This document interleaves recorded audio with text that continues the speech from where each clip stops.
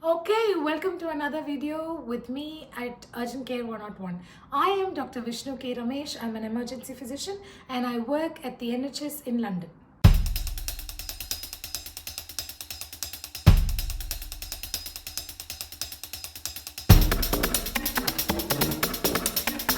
If you had a chance to watch my previous video, we were talking about how to recognize and respond to the suspicion of heart attack.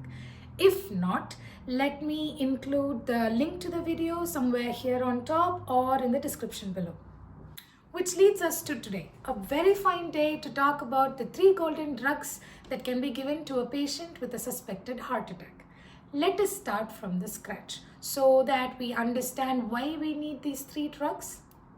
Heart is the pumping organ. Heart's job is to pump the blood that is brought to it by the big pipes or blood vessels, or also called as veins in medicine. So the blood that is pumped out from the heart takes oxygen to all parts of the body. Imagine the amount of oxygen heart by itself will need to work every day, every minute, every second of your life. Imagine the amount of oxygen the heart will need to work day and night.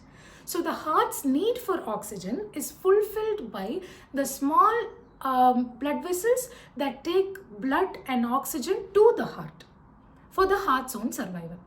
When these small pipes get blocked, the blood supply for the heart gets blocked, and this is called heart attack. Lesson 101. Most people commonly assume that it is the big blood vessels that bring blood to the heart that gets blocked, but it is actually the small blood vessels that take blood for the heart that gets blocked, and that is called as heart attack. So why and how do these blood vessels get blocked? So when a person chooses to smoke or consume alcohol or chooses a sedentary lifestyle or an inactive lifestyle, their blood vessels become weaker day by day and gets injured. It can also happen with aging, with genetics, and also with gender. I mentioned this aging, genetics, and gender at the end because these are factors that we don't have a choice with, but the others we do have a choice. Men are more likely to have a heart attack, but women are more likely to die from it. When these blood vessels get injured on the inner surface, somebody comes to the rescue, which are the platelets. So the platelets start accumulating in these sites so that it prevents the breakage of the blood vessel. Somebody decides to follow. So this is cholesterol.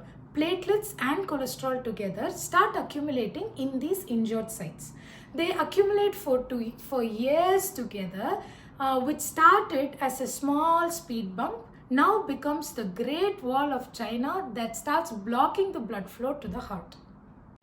One fine day, the blood vessel is completely blocked and there is no more blood supply to the heart.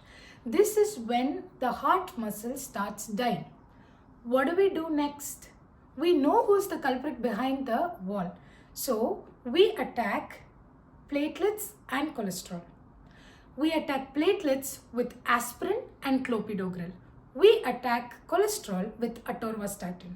Who are they? They are the 3 golden drugs that are going to save yourself or somebody else someday. Aspirin, clopidogrel, and atorvastatin. At any emergency, time is critical.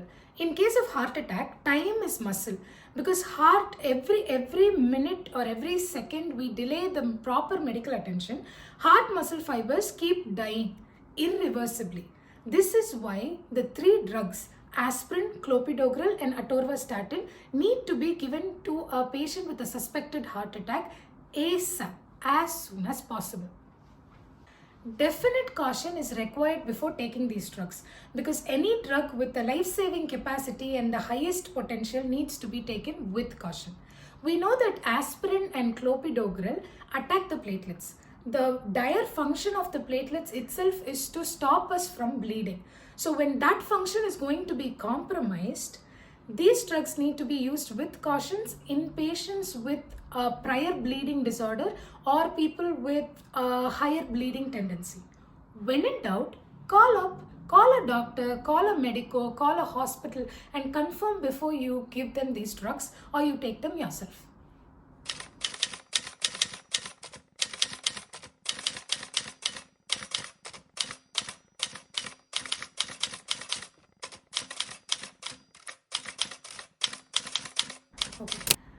the hospital as soon as possible so they can give you the drugs.